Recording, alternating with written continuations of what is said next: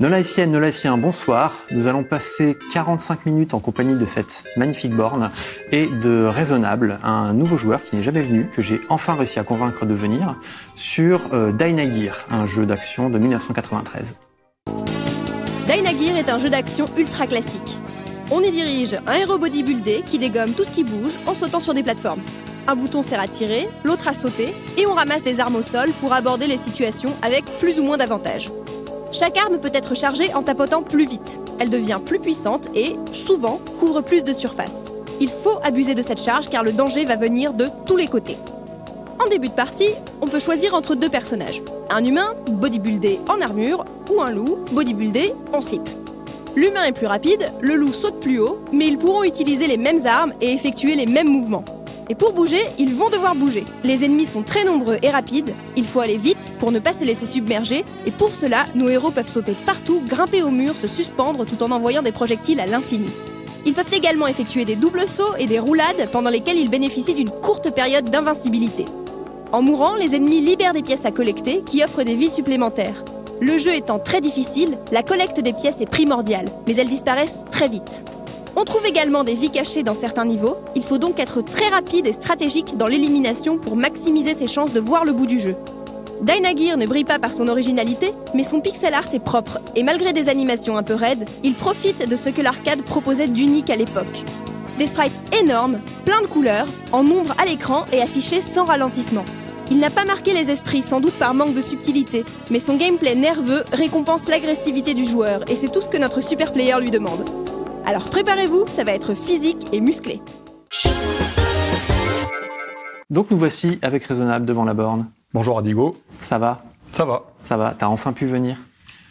Bah oui, c'est le seul jeu qui m'a donné envie effectivement de présenter quelque chose. Parce que, bon, je te connais depuis un petit moment, je sais que tu joues à beaucoup de jeux, tu les ratatines bien. J'essaye de les terminer, voilà. Ce qui n'est pas toujours le cas. En arcade, principalement? En arcade uniquement, oui. Principalement un joueur de jeux d'arcade? Oui, que de l'arcade. D'accord. Et finir des jeux d'arcade, c'est vraiment pas facile. Donc toi, tu les torches. Et pourtant, c'est la première fois que tu viens sur donc Dynagear. Voilà, alors sur... moi, je vais dire Dynagear, hein, je reste franchouillard jusqu'au bout des ongles sur la prononciation, mais c'est plutôt la tienne qui est bonne. C'est sur celui-là que j'ai accepté de faire une démo, premièrement parce que c'est un jeu que j'aime bien, deuxièmement parce que c'est un jeu qui est injustement assez méconnu, en tout cas à mon sens. Et je l'ai découvert grâce à toi. Voilà. Comme beaucoup de gens, je pense. J'ai découvert, je sais même plus comment d'ailleurs. Ah ben là, je vais te poser la question. Étant peu joué, il y a assez peu de replays visibles sur YouTube par exemple, même s'il y en a quelques-uns. Ah oui. Et donc, on va dire que dans ma façon de voir les choses, ça ne me pose pas de problème, au contraire, de proposer un replay sur un jeu qui est assez peu connu, parce que c'est pas comme si qu'il était inondé de replays beaucoup plus performants que ce que je vais présenter là. Et donc tu vas, toi, ce qui te plaît, c'est de faire ta route, de découvrir le jeu par toi-même? Oui, même si ça peut aussi m'arriver de regarder des super plays pour ensuite peaufiner les choses. Mais moi, dans la démarche, ce qui m'intéresse surtout quand un replay est fait, c'est d'apporter quelque chose à l'existant. Et si l'existant est déjà très fourni... Donc là, on va apporter une pierre à l'édifice ce soir. Voilà, on va apporter une petite pierre à l'édifice sur un run qui, j'espère, sera à minima propre. Je vais essayer de faire novice jusqu'au boss final. Ça fera quelque chose de propre, même si je me ferai toucher. Novice jusqu'au boss final. Et après le boss final, du coup, sous-entendu... Oui, la troisième fois, on va me pourrir la vie, ça c'est sûr et certain. Ça va être un petit peu... d'accord. Ok, et ben, on commence quand tu veux, si tu es prêt. Ça marche. Alors, j'aimerais bien commencer jouer avec Roger, parce que je le trouve plus sympathique et marrant quand il court, mais voilà... Il court un peu comme Arthur. Oui, tout à fait.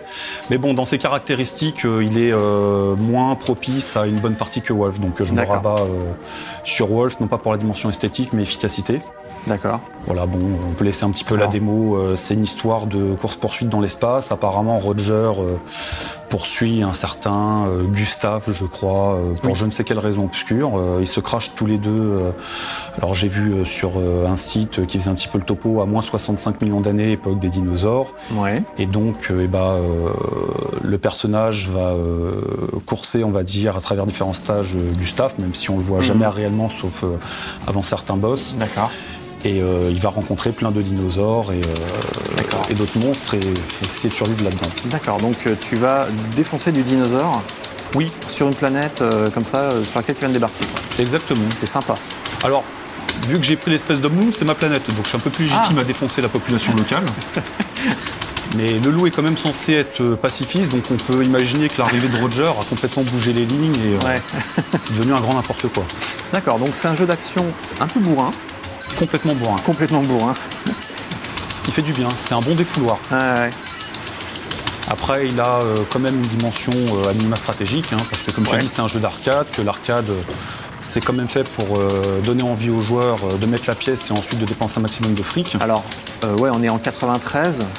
Moi, j'ai pas d'autres exemples de jeux d'arcade de l'époque. Bon, Street Fighter 2 était sorti. Mais bon, là, on voit plein de gros sprites bien définis. Oui. C'est super fluide. Oui, ça fait plaisir. Ça fait bien plaisir. Les décors sont pas moches, tout est bien détaillé. Oui. Après, il y a le style graphique. Alors, on adhère ou on n'adhère pas. Hein. Tout à fait. Moi, j'adhère beaucoup, mais c'est variable dans les impressions. Quand j'en parle à des gens. Je pense que c'est un jeu qui divise un peu. Hein. Oui, alors il y en a qui trouvent qu'il a un rendu pas tellement japonais, notamment. C'est un jeu japonais. Et pourtant, c'est Samy. Donc, Samy, c'est des japonais. Si je dis pas de bêtises, Samy, c'est du japonais. C'est le japonais. Ouais. Bon. Ils ont commis aussi, si je dis pas de bêtises, un autre jeu qui avait quelque chose d'assez original, qui était Viewpoint. Un shoot. Il me semble que c'est eux qui sont derrière. Oui, ils ont fait des jeux Neo Geo, effectivement. Ouais. Ah oui, oh, la pièce. Effectivement, on en parlait tout à l'heure. Il y a pièce Mortal Kombat. Oui. C'est un jeu pour trader. Il y a des grosses pièces à ramasser. C'est très jouissif. Alors, c'est pas que jouissif, hein, ça joue sur le score et puis ça joue sur le compteur du bas qui est là, où on voit 44. 44 sur 200. Sur 200, quand j'atteindrai les 200, j'aurai une extend qui tombera, et le compteur passera à 300, et voilà, c'est ainsi de suite dans le ramassage de pièces. Donc on a les petites pièces en argent qui récoltent 100 points, des pièces en or un peu plus grosses qui en ramènent 500, et les grosses pièces qu'on a vues juste avant le boss qui en ramènent 5000. D'accord, donc les pièces vont te rapporter des points et du compteur pour des extends. Voilà. Ça te permettre d'être un peu plus, si je comprends bien, un peu plus serein sur le boss final. Alors, là, c'est être plus serein sur le boss final, effectivement, et puis également, c'est important pour le score, puisque une fois qu'on termine le jeu, il y a un bonus de points de 100 000 par vie restante. D'accord. Et c'est ce qui marque quand même une grosse partie des différences de score à partir du moment où on a terminé le jeu. D'accord. Ah, donc là, en fait, tu es en train de nous expliquer qu'on va avoir un one credit, mais aussi du scoring. Oui, on va avoir du scoring par rapport à la récolte de pièces. Donc on n'est pas dans des calculs exponentiels comme on trouve dans certains shoots complètement alambiqués, mais il y a quand même une dimension de scoring. Donc là, tu vas pas faire juste un run pour le clearer à la porcasse. Tu vas bien optimiser le score. Je vais essayer en tout cas. Voilà. Là, je m'en suis pris une, c'est bien fait pour moi. C'est pas ce qu'on parle. Et là, j'ai pris une arme que j'aurais pas dû prendre. Oui, c'est pas ce qu'on parle. On fait des choses bizarres quand on parle. J'aurais pas dû prendre cette arme, mais c'est pas grave. Ce qui est pas mal dans ce jeu, c'est que, sauf exception, le choix des armes est important. Mais la partie est pas foutue parce que l'arme sera pas bonne. Je mets en exception l'épée, qui est vraiment l'arme à pas prendre parce qu'elle présente aucun intérêt, ni en termes de puissance, ni en termes de portée. Elle va pas loin. Non, elle va pas loin, elle est pas très puissante. Il n'y a vraiment aucun intérêt à la prendre. D'accord.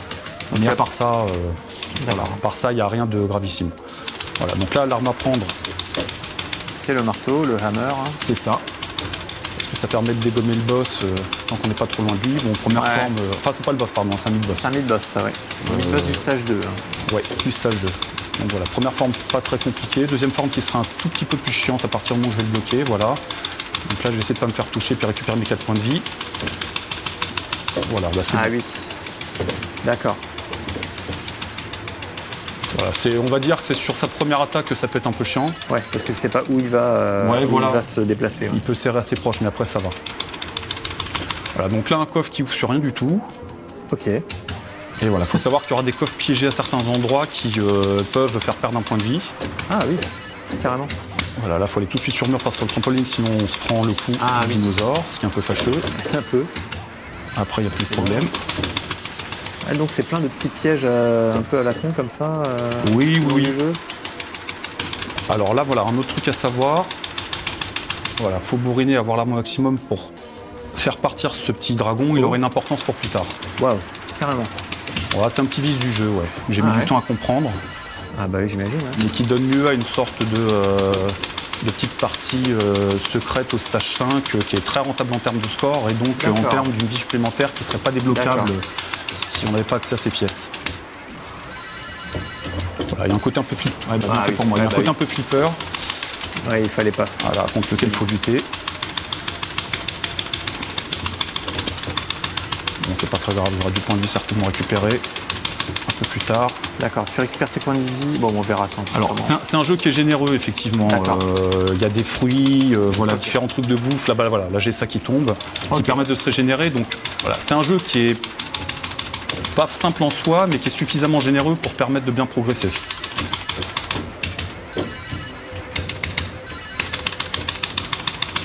Après, il faut quand même savoir à quel moment on peut se permettre quelques largesses, à quel moment il ne faut surtout pas déconner parce que voilà, quand les points de vie sont trop longs, ils sont trop loin. D'accord. Donc tu disais que la principale difficulté de ce jeu, c'était de se battre contre le chrono. Alors, se battre contre le chrono dans le sens où le jeu, il est un peu pousse au crime, il donne envie d'aller vite, de bourriner, c'est ça, et il y a vraiment pas mal d'endroits où il faut savoir réfréner ça. La deuxième difficulté, c'est un côté assez aléatoire. Par exemple, ce boss, il n'est pas dur en soi, d'ailleurs je vais squatter au fond et ça va très bien se passer.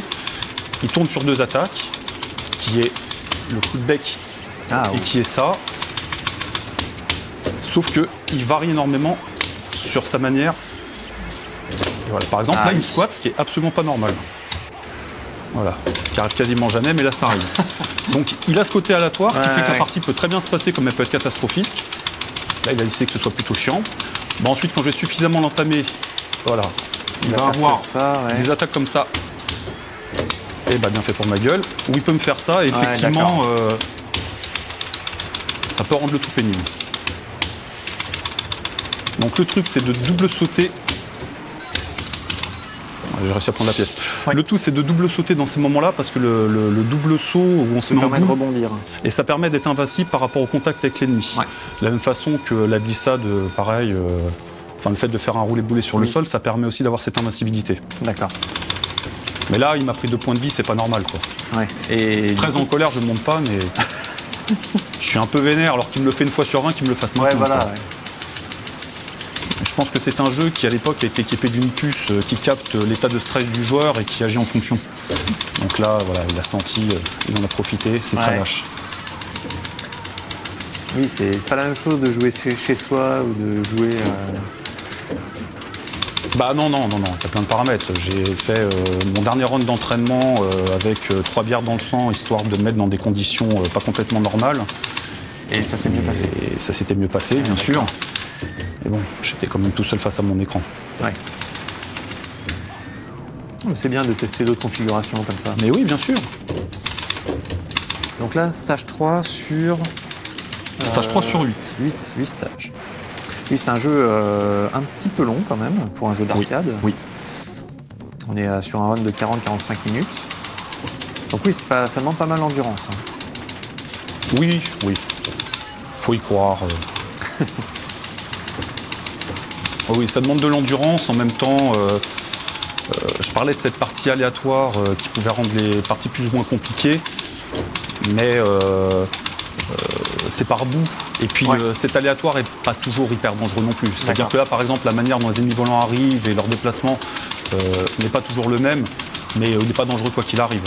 On va dire que l'aléatoire présente des caractéristiques dangereuses sur certains endroits précis et sur plein d'autres pas du tout. Ok. Voilà. Hop, ça reprend les 4 points de vie. C'est assez costaud ça quand même. Oui, il faut savoir à peu près à quel endroit s'arrêter pour qu'il saute au-dessus du personnage et à quel moment par contre, ils sont, c'est un pattern. Eux, ils ont pas d'aléatoire. Non, ceux qui sautaient dessus là, ça allait. Non, c'est pas toujours exactement la même chose, j'ai l'impression. Là, je me suis trop avancé. Non, c'est pas toujours la même chose. D'accord. Donc oui, on n'est vraiment pas sur un run facile.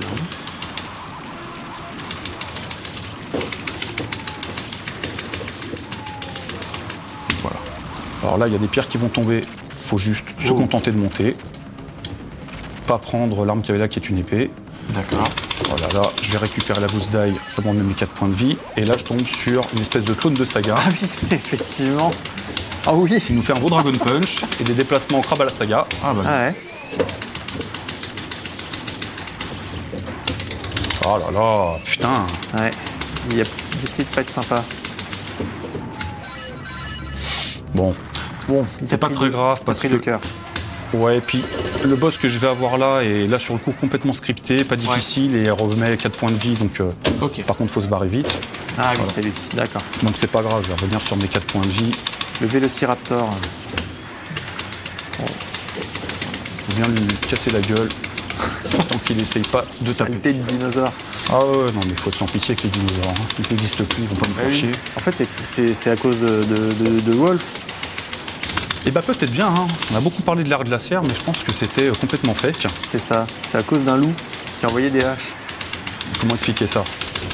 Donc à nouveau, une fois qu'il est bien entamé et clignote, il est plus dangereux dans ses attaques. Ouais. C'est-à-dire que là, il met 3 coups, le 2 est plus rapide. Ouais. Mais bon, en lui sautant dessus, ça annule le danger. Et du coup, le saut, le timing du saut est un peu plus serré.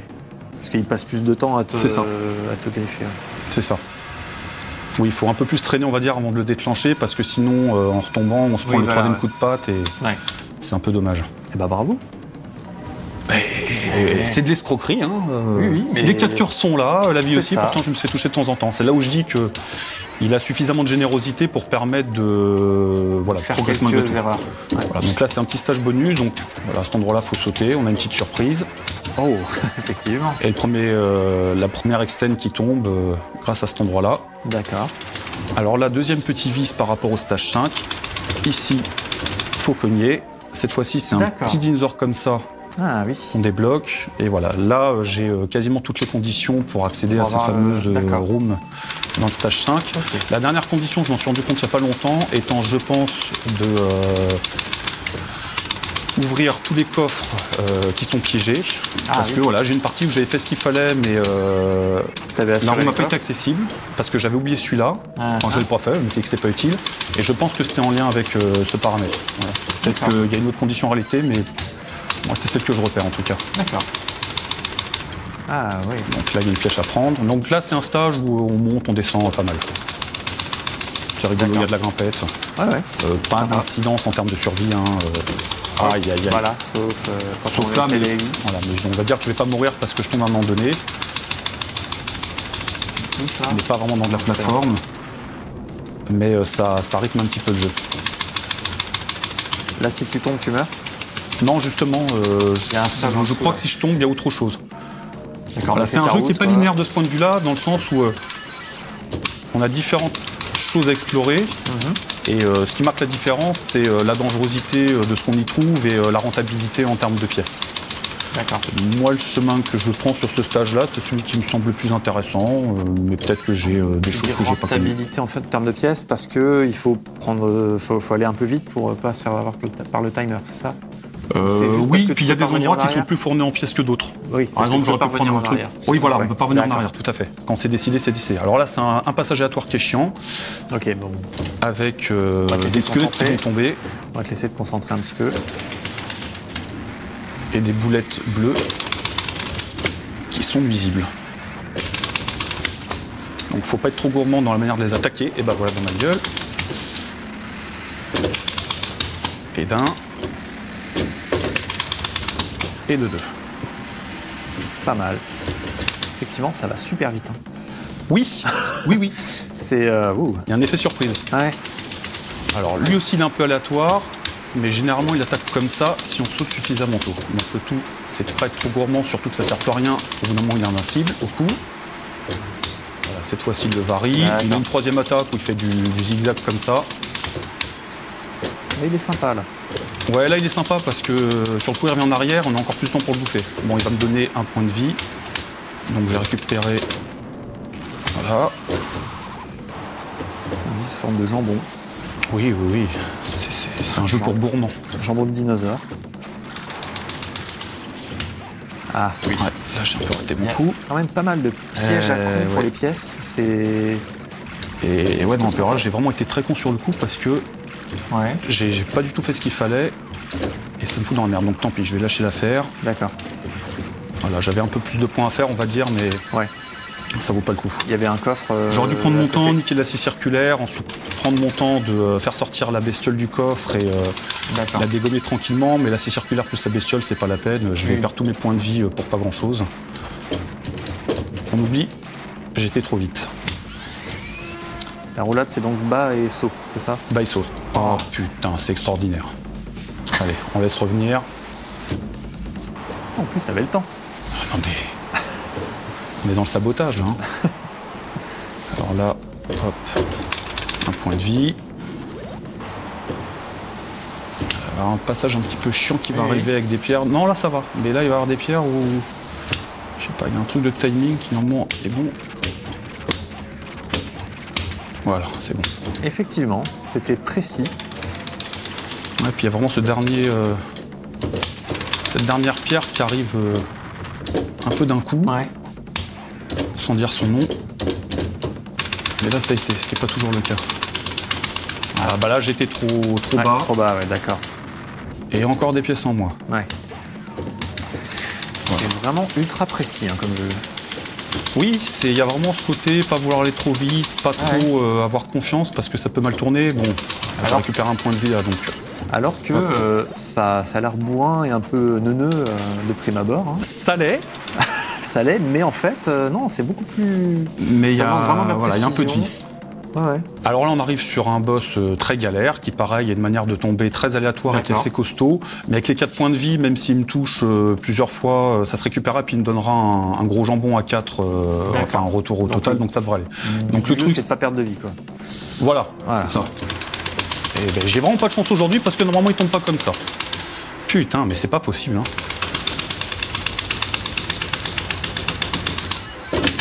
Voilà.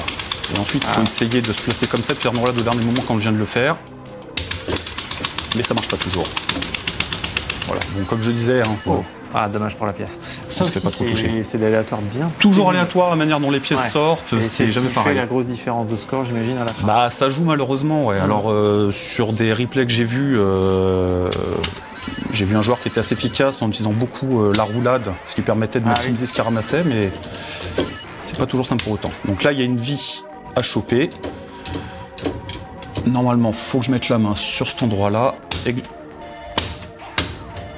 le bouton n'a pas marché. Pourquoi il n'a pas marché? Putain de merde. Ah, c'est terrible ce qui s'est passé. Décidément. Je suis dégoûté. Oh, merde. Non, mais là, je suis dégoûté. Pourquoi il n'a pas marché?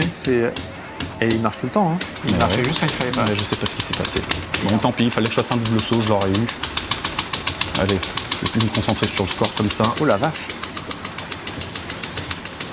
Je vais rester sur l'idée d'un run en omis.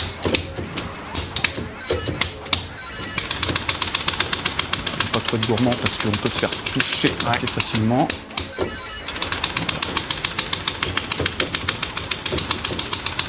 Bon, là, il faut aller assez vite tout en étant prudent parce que je vais me faire avoir au timing sinon. Le prochain spot est assez loin.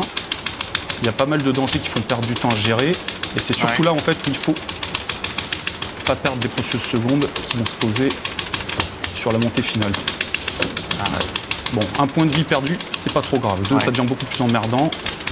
Dans le sens où je vais en perdre un de façon quasiment obligatoire.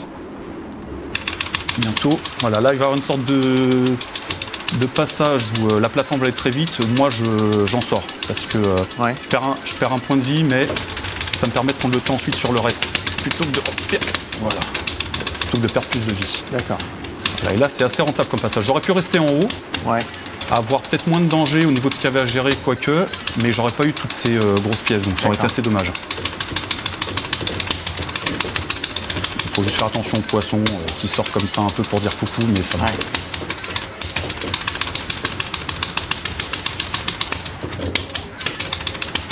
Voilà, là j'ai largement le temps de gérer le truc. D'accord. Donc la montée fameuse. Quand même dangereux. Ah oui, t'en as deux là. C'est pour ça. Avec les petites merdes vertes là. Voilà, là j'ai aussi des sortes de limaces qu'il faut suffisamment tamer parce qu'elles tombent dessus sinon. Ah oui. Oh, les petites merdes vertes. La troisième. Ok. Donc là, je récupère un point de vie. Ok. Effectivement, c'était un peu juste. Je nique le coffre. Voilà. Et c'est bon. Oui, effectivement, au niveau timing, c'était un peu... Oui. J'ai longtemps perdu des vies parce que je voulais être trop prudent sur les premiers passages et je me retrouvais toujours comme un con. Bon, là, il faut y aller doucement aussi pour en avoir qu'un seul à la fois, sinon on peut en avoir 3, voire 4 et c'est une galère. Un par un, ça se gère. Effectivement. Non, puis l'arme est très efficace. Hein. Apparemment, c'est l'arme qu'il faut pour ce niveau. Hein. Oui, oui, oui. De bout en bout. Ouais. Là, faut juste pas se faire toucher bêtement en étant trop près, mais sinon c'est assez simple comme passage. D'accord. Si j'avais pas eu tous ces foires d'armes de pièces, j'aurais déclenché la deuxième extend.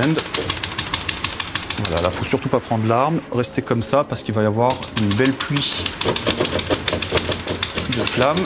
Et si je la passe sans encombre, je récupère le point de vie qui me manque. Et ça serait cool.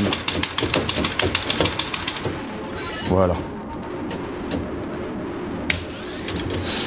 Là, ça déclenche les pièces. Faut pas trop avancer parce que sinon il monte et on perd. Voilà, l'extend est passé. Et j'arrive dans l'endroit un peu caché. C'est-à-dire que si j'avais pas fait mon histoire de bestiole débloquée de coffre, j'aurais pas eu ce mur-là. Donc j'aurais dû continuer tout droit. Ah la vache. Là, j'ai accès à ce mur. Et je rentre là. Et ça, c'est des points là. Ok. Raisonnable, notre super player est arrivé à la moitié de son run sur Dynagear. Rendez-vous dans le prochain numéro de Superplay pour assister à la suite et fin de sa performance en live sur la borne de No Life.